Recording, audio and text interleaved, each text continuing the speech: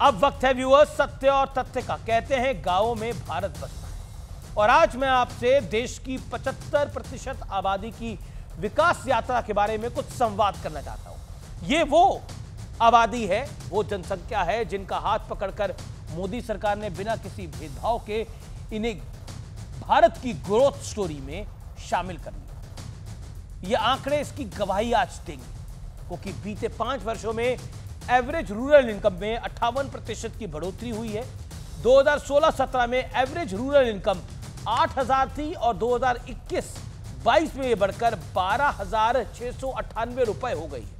एक सर्वे के मुताबिक गांव वालों के लाइफस्टाइल में भी अब काफी बदलाव आ गया है। आप अपने आसपास देखते भी होंगे, सबके पास आजकल डिजिटल डाटा अवेलेबल है, सबके पास आजकल अच्छे मोबाइल फोन है, क्योंकि ग्रामीण इलाकों में पहली बार खाने के अलावा खर्च यानी नॉन फूड एक्सपेंडिचर 2022-23 में 54% बढ़ गया है, 54% हो गया है, जबकि 2011-12 में यह 46% होता था। इतना ही नहीं, ग्रामीण भारत में यानी रूरल इंडिया की सालाना बजट में 45% का इजाफा हुआ है। इसी तरह 2016-17 के मुकाबले 2021-22 में बीमा कवरेज, इंश्योरेंस जो कवरेज होता है, वो भी 25.50% से बढ़कर 80.3% तक पहुंच गया है। यानी गांवों के लोग अब अपना भविष्य सुरक्षित करने पे भी खास ध्यान दे रहे हैं, और ये सब सरकार की रूरल इंडिया को ध्यान में रखकर बनाई गई पॉलिसीज का एक बड़ा नतीजा है। जो लोग हरियाणा में बीजेपी की जीत से हैरान हैं, उन्हें समझना होगा कि ये वही साइलेंट वोटर है जिसने भर भर कर बीजेपी और मोदी को वोट डाला है, क्योंकि नतीजों से पहले तमाम विपक्षी पार्टियां, पॉलिटिकल पंडितों और पोलस्टर्स ने हरियाणा में बीजेपी की करारी हार का प्रेडिक्शन किया था, और अब नतीजा सबके सामने आया है।